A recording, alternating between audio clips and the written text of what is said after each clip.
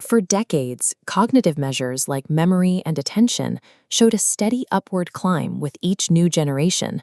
But for Gen Z, that trajectory has broken.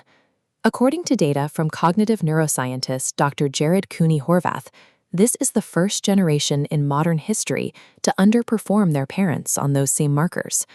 This shift is linked to a physical change in the brain's white matter, specifically a material called myelin. Myelin acts as an insulator and conductor for our neurons, wrapping around axons to ensure signals travel quickly and clearly between different regions of the brain. MRI scans of children aged 3 to 5 show that higher levels of interactive screen time are associated with a measurable loss of this myelin. When the white matter is compromised early in life, it leads to deficits in neural connectivity, particularly in areas responsible for language development. This occurs because of frictionless media. Algorithm-driven feeds prioritize passive, hyperstimulating consumption, which removes the active mental effort required for a child to process information. By stripping away the difficulty of engagement, we have altered the neural pathways that would otherwise be strengthened by focus and active processing. It's important to note that these children are highly tech fluent.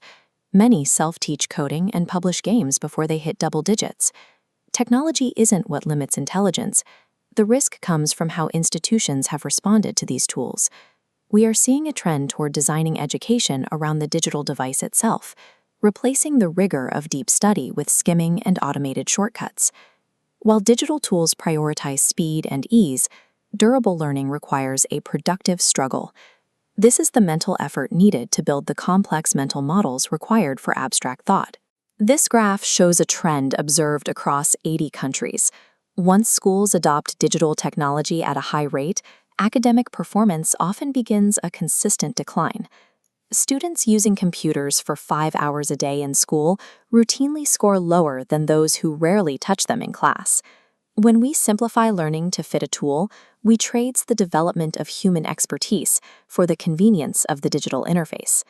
This shift in how brains process information is coinciding with a broader crisis in adolescent health. Since 2010, the year the smartphone became mainstream, we've seen a documented surge in social anxiety, depression, and psychological distress. Algorithmic feeds function like digital slot machines, using neural networks to identify the exact triggers that keep a child scrolling. They utilize a variable reward schedule that prevents natural satisfaction, keeping the brain locked in a state of passive engagement. The critical distinction isn't the presence of a screen, but the nature of the activity. There is a massive difference between drifting through a feed and the cognitive friction required for active creation. The goal is a transition from being a consumer of content to a creator of systems. We have to move back toward tools that require active thought. We see this in something as simple as student blogging. Unlike scrolling, expressive writing forces the brain to organize thoughts and reflect on emotional experiences. The act of transforming anxieties into a structured, public narrative acts as a form of mental decluttering. It forces the writer to distill overwhelming feelings into manageable, logical pieces. This active use of technology also changes the social dynamic. Instead of the comparison loops found on social media, structured platforms often facilitate a community of people who share insights and offer support. Research involving high school students showed that those who shared their writing on open platforms experienced a distinct improvement in self-esteem. The positive feedback they received from others helped reduce social anxiety more effectively than private journaling.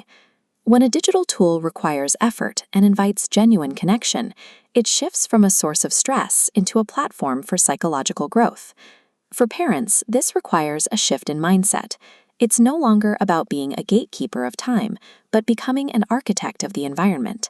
This means prioritizing embodied intelligence, the type of learning that happens through physical computing, tactile logic games, and unplugged activities that provide immediate, real-world feedback. We see the power of this in physical geometry puzzles. If a child follows a guide with outlined shapes, they're simply following instructions.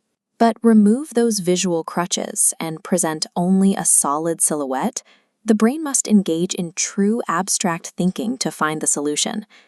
These unplugged activities also remove the isolation of the screen. When students work with physical materials, the act of debugging a problem becomes a collective effort, fostering social resilience and teamwork. Learning through physical friction ensures that the material sticks. By engaging the senses and forcing the brain to work through a problem, we build the expertise required for innovation. One actionable strategy is the 50-30-20 rule. It's a blueprint for balancing a child's developmental landscape by prioritizing high-effort activities. 50% of the day is reserved for hands-on offline work, things like physical books, outdoor play, and face-to-face conversation. This is the foundation for healthy brain development. The rest is split between guided digital learning, like using an AI tutor alongside a parent, and non-screen creative play, such as art projects or building with blocks. It's also necessary to mandate screen-free boring time. Without an algorithm to fill every second of quiet, the brain must use its own imagination to fill the void, building emotional resilience. Finally, parents can use analog encirclement. By flooding the home with physical puzzles, hobbies, and art supplies, the default choice for a child becomes one that invites physical and mental engagement. By intentionally designing an environment that requires effort, we ensure children learn to use digital tools as instruments for their own growth, rather than becoming products of the algorithm.